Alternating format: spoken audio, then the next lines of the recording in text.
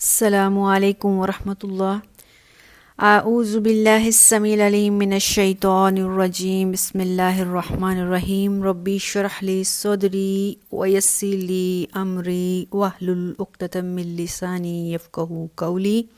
رب زدنی علما، اللہم رب زدنی علما، اللہم فقہنا فی الدین، اللہم انی اسألک علما نافعا وعملا متقبلا ورزقا طیبا، آمین۔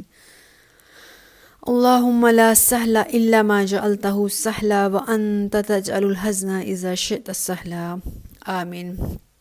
سورہ الاعراف پارہ نمبر 9 ہے، آیت نمبر 157 تک الحمدللہ لاسٹ ٹائم ہم نے پڑھا ہے۔ آج ہم آیت نمبر 158 سے شروع کرتے ہیں۔ بسم اللہ الرحمن الرحیم۔ قل یا ایہا الناس انی رسول اللہ الیکم جمیعا، کہہ دیجئے اے سارے انسانوں، بے شک میں محمد صلی اللہ علیہ وآلہ وسلم اللہ کا رسول ہوں اور میں تم سب کی طرف بھیجا گیا ہوں۔ آیت نمبر 158 ہم پڑھ رہے ہیں، اور آیت نمبر 157 156 ان دو پچھلی آیات میں حضرت موسیٰ علیہ السلام کا تذکرہ چھوڑ کر رسول اللہ صلی اللہ علیہ وسلم کا تذکرہ شروع ہوا تھا، امت محمد کے بارے میں بات ہو رہی تھی۔ تو یہاں پر اللہ سبحانہ و تعالی حضرت محمد صلی اللہ علیہ وسلم کی شان بیان کر رہے ہیں، اور ہمیں سارے انسانوں کو اللہ نے حکم دیا ہے رسول اللہ صلی اللہ علیہ وسلم کے زبانی، اے نبی تمام لوگوں کو کہہ دیجئے، قل یا ایہا الناس انی رسول اللہ الیکم جمیعا، میں تم سب کی طرف رسول بنا کر بھیجا گیا ہوں۔ رسول اللہ صلی اللہ علیہ وسلم کی خاصیت یہ ہے کہ آپ باقی تمام انبیاء کی طرح نہ تو نسلی ہیں، نہ قومی ہیں، نہ علاقائی ہیں۔ آپ کا حلقہ تبلیغ پوری دنیا کے انسانوں کے لیے ہے۔ سارے کے سارے لوگ، آپ ان سب کی طرف جتنے بھی لوگ ہیں، آپ کوئی وقتی یا محسوس زمانہ کے پیغمبر نہیں ہیں، بلکہ قیامت تک کے پیغمبر ہیں۔ آپ کی رسالت کا جو کام ہے وہ تا قیامت جاری رہے گا، کیونکہ آپ خاتم النبیین ہیں۔ آپ کے بعد اللہ کی طرف سے کوئی نبی اور رسول نہیں آئیں گے۔ اگر کسی نے نبوت کا دعویٰ کیا وہ جھوٹا اور کذاب ہوگا۔ رسول اللہ صلی اللہ علیہ وسلم کے اس دنیا سے تشریف لے جانے کے بعد آپ کی امت آپ کا فریضہ سر انجام دے گی۔ کون سا فریضہ؟ تبلیغ والا، اللہ کے پیغام والا۔ اور یہ بات رسول اللہ صلی اللہ علیہ وسلم حجۃ الوداع کے موقع پر اپنے صحابہ کو تقید کر کے گئے تھے، صحابہ کے اوپر ذمہ داری ڈال کے گئے تھے کہ میں جو بھی تمہیں بات کہتا ہوں، جو بھی تمہیں پیغام پہنچاتا ہوں، یہ آنے والی میری جتنی بھی امت ہے اس کو یہ پیغام پہنچانا ہے۔ چنانچہ اسلام کی دعوت دنیا کے کونے کونے تک پہنچانے کا کام اللہ کے نبی کی امت کا ہے۔ اس کے لیے کوئی بھی ذرائع اختیار کیے جا سکتے، کوئی بھی میڈیم یوز کیا جا سکتا، لیکن اللہ کے دین کی تبلیغ اور جو رسالت کا میسج تھا، رسالت کا پیغام ہے، وہ رکنا نہیں چاہیے۔ اور یہی اس آیت میں اللہ نے ہمیں میسج دیا ہے، قل یا ایہا الناس انی رسول اللہ الیکم جمیعا، کہہ دیجئے اے محمد صلی اللہ علیہ وسلم لوگوں کو جا کر، میں تم سب کی طرف سے اللہ کا رسول ہوں۔ کون اللہ؟ الذی لہ ملک السماوات والارض، وہ اللہ جس کی سلطنت، بادشاہت کا ڈھنکا زمین و آسمان میں بجتا ہے۔ صرف ایک گول گیند جیسی جو زمین ہے ہماری، صرف اس پر اللہ کی حکمرانی نہیں ہے، ہمارے اس زمین کے باہر بھی ایک کائنات ہے، ایک نہیں نہ جانے کتنی کائنات ہیں، کتنے سیارے ہیں، کتنی زندگیاں ہیں، ان سب پر اللہ کا قانون، اللہ کا حکم چلتا ہے۔ اس زمین و آسمان سے باہر، اس زمین کے نیچے اور 7 آسمانوں کے اوپر جہاں کہیں پہ بھی اللہ کی مخلوقات ہیں، ان سب پر اللہ کی حکومت چلتی ہے۔ اللہ اس کا مالک ہے۔ لا الہ الا هو الحی القیوم یحیی و یمیت، اللہ کے علاوہ کوئی الہ نہیں ہے اور وہ زندہ ہے اور وہی مارتا ہے۔ یہ بہت بڑا پیغام ہے۔ اگر ایک رب اتنا سب کچھ سنبھال رہا ہے تو کب سے سنبھال رہا ہے، کب تک سنبھالتا رہے گا؟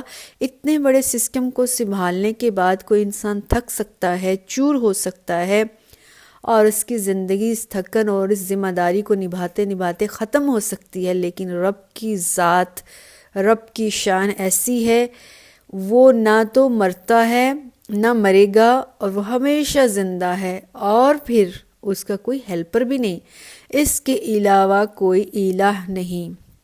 تو اللہ کے نبی کیا میسج لے کر آئے ہیں؟ زمین و آسمان کا جو مالک ہے وہ زندہ ہے، اور وہی ہمیں زندگی دیتا ہے، وہی ہمیں مارتا ہے، اس کے علاوہ کوئی الہ نہیں۔ چنانچہ ہمیں کیا کرنا ہے؟ آیت کا اگلا حصہ ہمیں بتاتا ہے فَآمِنُوا بِاللَّهِ وَرَسُولِهِ، تو ہمیں اللہ کے اوپر ایمان لانا ہے، اللہ کے ساتھ ایمان لانا ہے، اور اللہ کے رسول کے ساتھ ایمان لانا ہے۔ کون سا رسول؟ النبی الامی، وہ نبی جو نبی بنا کر بھیجے گئے ہیں، جو رسول بھی ہیں، نبی بھی ہیں، اور وہ امی ہیں، اس پر ایمان لے آؤ۔ اور وہ نبی وہی پیغام دے رہا ہے جو اللہ نے اس کو دیا ہے۔ پیچھے ہم پڑھ چکے ہیں، آپ صلی اللہ علیہ وسلم کا یہ خاصہ ہے، آپ کی شان ہے، آپ کو کہا جاتا ہے النبی الامی۔ ویسے یہود و نصارہ نے طنزاً کہا تھا ایسا نبی جو ان پڑھ ہے، لیکن اللہ نے آپ کی شان بنا دیا۔ جو دنیاوی علوم نہیں حاصل کیے ہوئے، جس کا کوئی استاد نہیں ہے، اس کا استاد اللہ خود ہے۔ دنیاوی نظریے سے، دنیا کی نظر میں اس ہستی کا کوئی استاد نہیں، لیکن جس کو رب نے وہ سب کچھ دکھا دیا، سب کچھ بتا دیا جو کسی اور کو نہیں بتایا، ایسے امی ہونے پر تو فخر ہونا چاہیے۔ تو اس نبی نے بھی ہمیں یہی پیغام دیا ہے، کیا لا الہ الا هو یحیی و یمیت، اور اللہ ہمیں یہی حکم دے رہے ہیں فآمنوا باللہ ورسول النبی الامی، بس اس رسول پر ایمان لے آؤ، وہ جو بات کہتا ہے ایمان لے آؤ۔ کیوں؟ الذی یؤمن باللہ وکلمتہ، وہ نبی خود اللہ پر ایمان لے کر آ چکا ہے، اور اللہ کے پیغامات پر ایمان لا چکا ہے۔ نبی ہمیشہ جو ہے سب سے پہلے اس کا یہ فرض ہے کہ امت کو سمجھانے سے پہلے وہ خود ایمان لے کر آئے، اور ہمیشہ نبی امت سے پہلے، لوگوں سے پہلے ایمان لاتا ہے۔ اسی لیے رسول اللہ صلی اللہ علیہ وسلم سب سے پہلے اللہ پر ایمان لے کر آئے، کائنات کے خالق و مالک، زندگی اور موت، ہر چیز پر اللہ کے نبی ایمان لے کر آئے، وہی میسج اللہ نے دیا ہے۔ گویا کہ نبی خود سب سے پہلے اپنی نبوت پر ایمان لاتا ہے، اور اس کے بعد اس کی امت اس پر ایمان لاتی ہے۔ وَاتَّبِعُوهُ، اللہ کہتا ہے جب نبی ایمان لے کر آیا ہے، اتنی عظیم ہستی اللہ پر ایمان لے آئی ہے اور اللہ کی رسالت پر ایمان لے آئی ہے، تو پھر تم سب لوگوں کو وَاتَّبِعُوهُ، اس نبی کی پیروی کرنی ہے۔ لَعَلَّكُمْ تَهْتَدُونَ، کیوں؟ تاکہ تم ہدایت پا جاؤ، تاکہ تم راہ راست پر آ جاؤ۔ یہاں ایک بات سمجھ میں آئی، اگر راہ راست پر جانا ہے، اگر یہ سمجھنا ہے ہم اچھے راستے پر چل رہے ہیں یا نہیں چل رہے ہیں، گویا کہ ہم زندگی میں کچھ اچھا کام کر رہے ہیں کہ نہیں کر رہے ہیں، کیا ہم معاشرے کے اچھے لوگ ہیں، تو ہمیں اس پچھلے جتنے بھی رولز ہیں اس کو فالو کر لینا چاہیے۔ اللہ پر ایمان، اس کے نبی پر ایمان، اور اس کے ساتھ ساتھ اس پر عمل کرنا چاہیے۔ اس طرح سے ہم ہدایت کے راستے پر چل جائیں گے۔ ہم ہمیشہ دعا کرتے ہیں اللہم اہدنا الصراط المستقیم، اللہ ہمیں سیدھے راستے پر چلا دے۔ سیدھے راستے پر چلنے کے لیے پھر ان لوگوں کا راستہ اختیار کرنا پڑتا ہے جو خود سیدھے راستے پر چلے ہوئے ہیں، اور وہ لوگ کون ہیں؟ انبیاء۔ انبیاء کی ذات کے بعد انبیاء کو فالو کرنے والے ان کے صحابہ، پھر اس کے بعد کے لوگ۔ لیکن چونکہ ہمارے پاس ہماری کتاب ہے، رسول اللہ صلی اللہ علیہ وسلم کے ارشادات، آپ کی احادیث ہمارے پاس منو ان ویسی سیف ہیں، ہمیں اب کسی اور کو فالو کی ضرورت نہیں ہے۔ ہم دوسروں کی باتوں کو سنیں گے، وہ باتیں، وہ ارشادات جو قرآن و سنت کی روشنی سے ہوں گے، اور اس کو پر عمل کریں گے۔ آیت نمبر 159 ہے، ومن قوم موسیٰ امتن یہدونا، اسی طرح سے حضرت موسیٰ کی امت کا بھی اللہ نے تذکرہ کیا ہے۔ حضرت موسیٰ کی جو قوم تھی ان میں سے بھی کچھ لوگ ایسے تھے یہدونا، جو کہ ہدایت کا راستہ اختیار کیے ہوئے تھے، بالحق کی حق کا۔ ساری امت بری نہیں تھی، اس امت میں سے موسیٰ علیہ السلام کی قوم میں سے بھی ایک گروہ ایسا تھا جو ہدایت کے مطابق چلتا تھا، وَبِهِ يَعْدِلُونَ، اور اسی کے مطابق انصاف بھی کرتا تھا۔ ہمیشہ شروع سے یہی ہوتا ہوا آیا ہے کہ ہر معاشرہ میں کچھ انصاف پسند اور نیک لوگ بھی ہوا کرتے ہیں۔ اگر سارے لوگ برے ہو جائیں پھر تو معاشرہ تباہ و برباد ہو جاتا ہے۔ تو دور نبوی صلی اللہ علیہ وسلم میں یہود کے گروہوں میں سے کچھ گروہ ابھی تک ایسے موجود تھے جو انصاف پسند تھے، جو اللہ کے نبی پر ایمان بھی لے آئے تھے۔ یہی بات اللہ نے اس جگہ پہ فرمائی ہے کہ جس طرح سے اے نبی صلی اللہ علیہ وسلم آپ کے دور میں مدینہ کے جو یہود ہیں سارے کے سارے برے نہیں ہیں، ان میں سے کچھ اچھے بھی ہیں۔ فوراً انہوں نے پہچان لیا یہ وہی نبی صلی اللہ علیہ وسلم ہے جو ہماری کتاب میں آئے، وہ آپ پر ایمان لے آئے، آپ پر دل و جان سے نچھاور ہو گئے۔ اسی طرح سے موسیٰ علیہ السلام کی قوم میں بھی انصاف پسند تھے، سارے لوگ برے نہیں تھے، سارے لوگ بدترین نہیں تھے، اچھے لوگ بھی تھے جو کہ اللہ کے دین پر عمل کرتے رہے اور اللہ کے دین کو دنیا میں پھیلاتے رہے۔ یہی بات رسول اللہ صلی اللہ علیہ وسلم نے بس کئی دفعہ اپنی احادیث میں یہ بات ملتی ہے۔ رسول اللہ صلی اللہ علیہ وسلم نے کئی دفعہ یہ کہا ہے کہ قیامت تک جب بھی کوئی ایک شخص بھی ایمان والا ہوگا، ایمان سے مراد اس کے دل میں ایمان ہوگا، وہ ایمان پر عمل کرنے والا ہوگا اور دنیا پہ پھیلانے والا ہوگا، عدل والا ہوگا، تب تک قیامت قائم نہیں ہوگی۔ اسی طرح اور بھی احادیث ہیں جس میں رسول اللہ صلی اللہ علیہ وسلم نے فرمایا میری امت کے 73 فرقے ہوں گے، تاہم ان میں سے ہر گروہ اپنا الگ الگ ہوگا، لیکن ایک گروہ وہ ہوگا جو قیامت تک حق پر ڈٹا رہے گا۔ تو اس سے کیا ثابت ہوا؟ جتنی بھی امتیں آتی ہیں، جتنے بھی معاشرے میں لوگ ہوتے ہیں، سارے برے نہیں ہوتے، ان میں سے اچھے ہوتے ہیں۔ اور وہ اچھے کون سے ہوتے ہیں؟ جو حق کے مطابق عمل کرتے ہیں، جو معاشرے میں انصاف قائم کرتے ہیں، انہی کی وجہ سے دنیا میں اللہ کی رحمتیں اترتی ہیں۔ اللہ سے دعا ہے اللہ ہمیں انصاف اور عدل والا اور دین پر چلنے والا بنا دے، آمین۔ وَقَطَّعْنَهُمُ الْأُنْثَةَ عَشَرَةَ أَسْبَابًا، آیت نمبر ہے 160۔ اللہ سبحانہ و تعالیٰ نے کہا ہے ہم نے بنی اسرائیل کو 12 قبیلوں میں بانٹ دیا، 12 جماعتوں میں تقسیم کر دیا۔ وَأَوْحَيْنَا إِلَى مُوسَىٰ، اور ہم نے موسیٰ علیہ السلام کو وحی کی، إِذِ اسْتَسْقَاهُ قَوْمُهُ، جب قوم نے حضرت موسیٰ سے پانی مانگا، ان کو پیاس لگی، قوم نے پانی مانگا تو ہم نے حضرت موسیٰ کو وحی کی۔ کیا وحی کی؟ آن اضرب بعصاک الحجر، اپنا جو لاٹھی ہے وہ ایک چٹان پر، پتھر پر مارو۔ فانبجست منہ اثنتا عشرۃ عینا، چنانچہ اس چٹان پر عصا حضرت موسیٰ کی لاٹھی بجنے سے، لگنے سے 12 چشمے پھوٹ پڑے۔ قد علم کل اناس مشربہ، اب ہر قبیلے نے اپنے پانی پینے کی جگہ کو معلوم کر لیا۔ مشربہ مفعول ہے، یعنی جہاں سے پانی پیا جاتا ہے اس کو کہتے ہیں۔ یہاں پر ہم دیکھتے ہیں کہ حضرت موسیٰ کی قوم کے 12 قبیلے، وہ 12 قبیلے کیا تھا؟ حضرت یعقوب علیہ السلام کی ہی اولاد جو ہے 12 تھی، 12 سے آگے 12 قبیلے بن گئے، اور اسی طرح سے ان کا نظام جو ہے وہ چل رہا تھا۔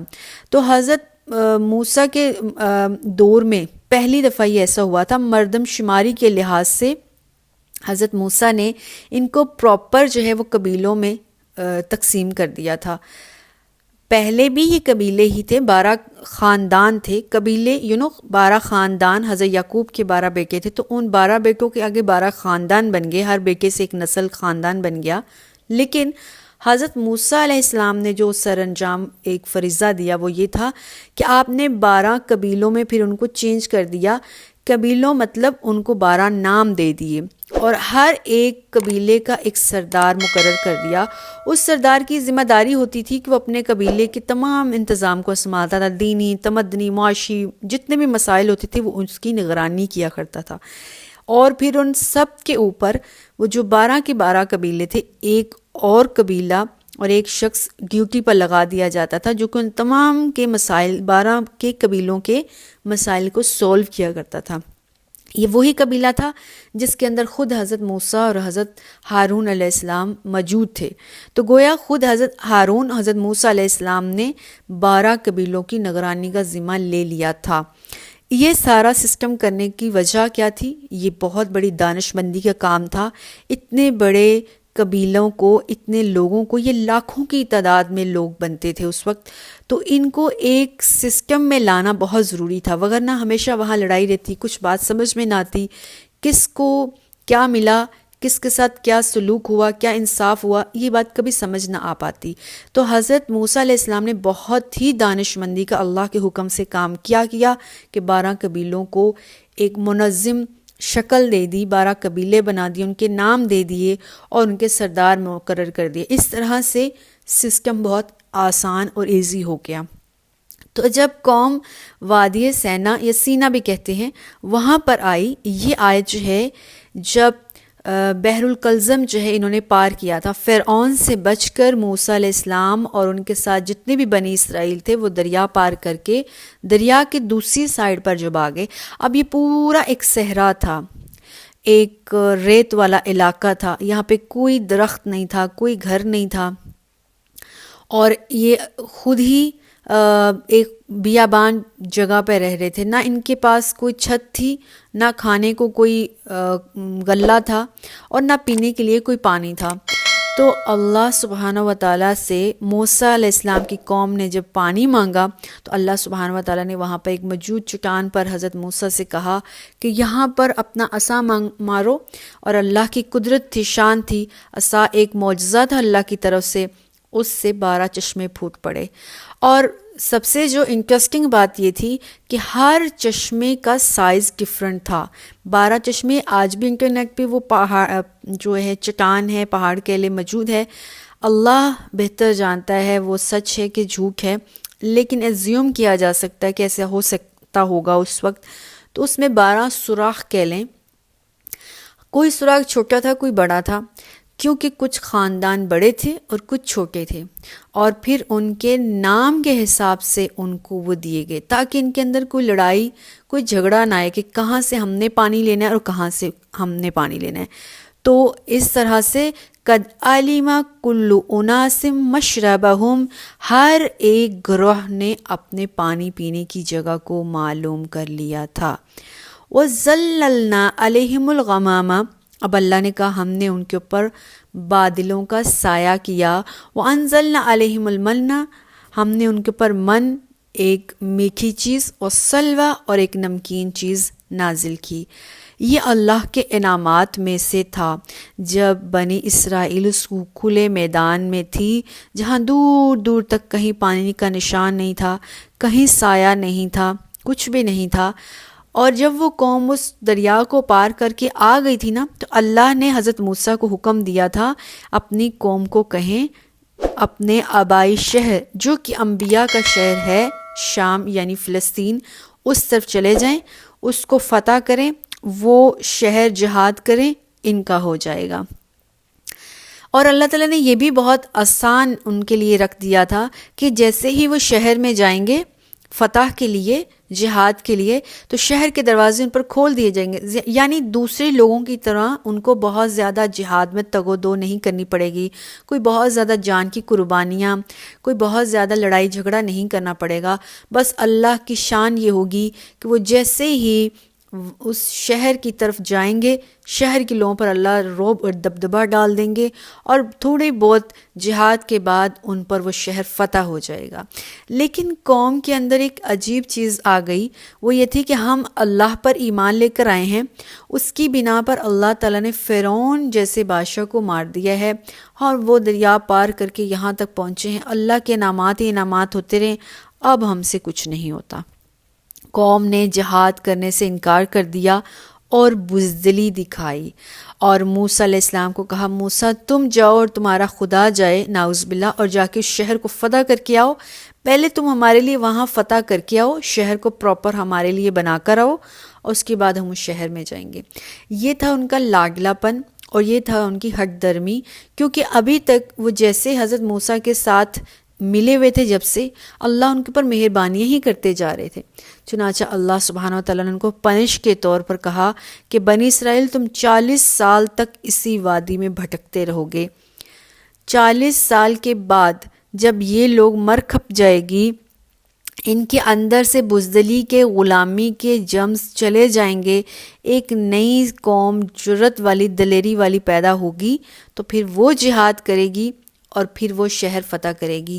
تو انہوں نے اللہ سے جہاد کا انکار کیا، تو اللہ نے ان کے اوپر فلسطین یا پھر شام شہر کو فتح کرنا، یعنی فتح تو پہلے نہیں جا رہے تھے، اب وہاں پر جانے کے لیے یہ رک گئے اور اس میدان میں 40 سال تک بھٹکتے رہے۔ اب ظاہر ہے اس میدان میں نہ چھت تھی، نہ گھر تھا، نہ کھانے کی جگہ تھی، نہ پانی تھا، نہ سایہ تھا، کچھ بھی نہیں تھا، پھر بھی اللہ نے ان کو بھی یار و مددگار نہیں چھوڑا۔ پھر بھی پیاس لگی، موسیٰ علیہ السلام کے پاس گئے، موسیٰ علیہ السلام نے چٹان پر پتھر مارا، وہاں سے 12 چشمے پھوٹ پڑے۔ پھر بھی اس میدان میں وہ حضرت موسیٰ علیہ السلام حضرت ہارون کی نگرانی میں ایک نظم و ضبط کے ساتھ رہے۔ پھر ان کے پاس کوئی سایہ نہیں تھا، تیز دھوپ میں 40 سال کا عرصہ گزارنا کوئی چھوٹی بات نہیں تھی۔ اللہ نے ان کے اوپر وَظَلَّلْنَا عَلَيْهِمُ الْغَمَامَ، اللہ نے ان کے اوپر بادلوں کا سایہ کر دیا۔ لاکھوں کی تعداد میں لوگ تھے، اور یہ لاکھوں کی تعداد اگر کسی اور کو سنبھالنے پڑتے، کہیں یہ پناہ لیتے، تو ان کو کوئی پناہ نہیں دے سکتا تھا، کیونکہ اتنے بڑے لوگوں کے لیے انتظام کرنا کوئی چھوٹی بات نہیں ہوتا ہے۔ لیکن اللہ سبحانہ و تعالیٰ نے بارش سے بچنے کے لیے اور دھوپ سے بچنے کے لیے ان کے اوپر بادلوں کا سایہ کر دیا۔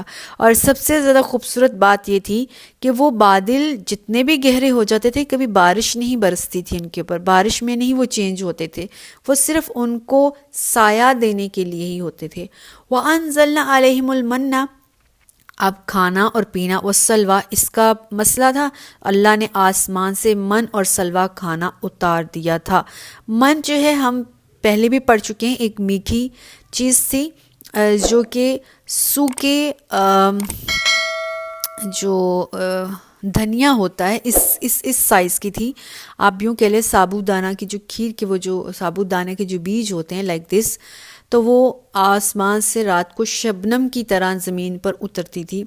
اور سلوہ جو ہے وہ بھنا ہوا کوئی بھی پرندہ تھا، کچھ لوگ اس کو بٹیر بھی کہتے ہیں، لیکن اللہ سبحانہ و تعالیٰ کو زیادہ پتہ ہے اس بات کے بارے میں وہ کیا تھا۔ تو اللہ نے ان کو کہا کُلُوا مِن طَیِّبَاتِ مَا رَزَقْنَاکُمْ، تمہیں جو اللہ رزق دے رہا ہے نا، اس کو کھاؤ اللہ کے اس حلال اور جائز رزق سے۔ وَمَا ظَلَمُونَا، ہم نے ان کے اوپر ظلم نہیں کیا، وَلَکِن، لیکن کانوا انفسہم یظلمون، انہوں نے اپنے اوپر خود ہی ظلم کیا۔ اب وہ ظلم کیا تھا؟ وہ ظلم یہ تھا، اللہ نے اس بیابان جنگل میں لاکھوں کی تعداد میں لوگوں کو بغیر کسی بادشاہ، کسی حکومت کے انتظام کے، اگر کسی بادشاہ کو یا کسی حکومت کو کا انتظام کرنا پڑتا تھا، ان کو بہت بڑی مصیبت پڑ جاتی۔ اس کے باوجود اللہ نے ان کے اوپر انعامات کیے۔ کیا انعامات کیے؟ من اور سلوہ اتارا۔ انہوں نے وہاں پر جا کے گائے کی پوجا شروع کر دی، اللہ نے پھر بھی ان کو معاف کر دیا۔ انہوں نے بزدلی دکھائی کیونکہ غلامی ان کی رگ رگ میں بسی ہوئی تھی۔ انہوں نے شہر فتح کرنے، فلسطین یا شام کو فتح کرنے سے انکار کر دیا، تو اللہ نے ان کو وہیں رکھا تاکہ ان میں جرت اور دلیری، جب اس صحرا میں پڑے پڑے ان کے اندر جرت آ جائے گی، یہاں پر سزا کاٹ کاٹ کر ان کے اندر ہمت اور طاقت آ جائے گی، تو پھر یہ جہاد کر لیں گے۔ جب تک یہ بریو نہیں ہو جاتے تب تک اللہ تعالیٰ نے ان کے اوپر جہاد کو بھی مؤخر کر دیا۔ یہ بہت بڑی بلیسنگ تھی۔ اس کے بعد انہوں نے ظلم یہ کیا کہ اللہ نے جتنے بھی احسانات کیے، گائے کی پوجا کی، اللہ نے معاف کر دیا۔ انہوں نے جہاد سے انکار کر دیا، اللہ نے پھر بھی من و سلوہ اتارا، آسمان سے بادل نازل کر دیے، موسیٰ علیہ السلام کی دعا پر پانی نازل کر دیا، لیکن ان سارے احسانات پر شکر کرنے کی بجائے نافرمانیاں کی۔ اس کے اوپر جو اور ظلم یہ تھا، وہ یہ تھا کہ من اور سلوہ جو نازل ہوتا تھا اس کو ذخیرہ کرنا شروع کر دیا، اور دوسرے جن کو ان کا حق ملنا تھا ان کو حق نہیں مل رہا تھا. مثلاً صبح جب وہ نازل ہوتا تھا تو ہر ایک کو اس میں سے حصہ چاہیے ہوتا تھا، لیکن کچھ لوگ ارلی صبح ہی اس کو ذخیرہ کرنا شروع کر دیتے، اکٹھا کرنا شروع ہوتا. اس سے یہ ہوتا تھا سارے لوگوں کو نہیں ملتا، کچھ لوگ زیادہ اکٹھا کر لیتے تھے اور کچھ کو ملتا ہی نہیں تھا. اس طرح کی نافرمانیاں اس کی بنا پر اللہ کہہ رہے وما ظلمونا، ہم نے ان کے اوپر ظلم نہیں کیا، ولیکن کانوا انفسہم یظلمون، وہ خود ہی اپنے پر ظلم کرتے رہے. وہ عرصہ 40 سال کا جلدی کٹ بھی سکتا تھا، اللہ سے دعا کرتے، توبہ کرتے، اور اللہ تعالیٰ اس ٹائم کو مؤخر کر دیتے، شارٹ کر دیتے، جلدی وہ ٹائم گزر جاتا، یا پھر وہ 40 سال کا پیریڈ اللہ کم کر دیتے.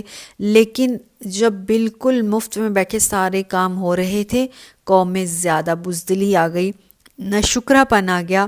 ہاں یہ بات درست ہے کہ سارے لوگ ایک جیسے نہیں تھے، لیکن ان ساری غلطیوں کے باوجود اللہ کہہ رہے ہم نے ان کے اوپر یہ سارے ظلم نہیں کی، انہوں نے اپنے اوپر ہی ظلم کی. اللہ سے دعا ہے ہمیں اللہ کی نعمتوں پر شکر کرنے کی توفیق دے. والسلام علیکم ورحمۃ اللہ وبرکاتہ.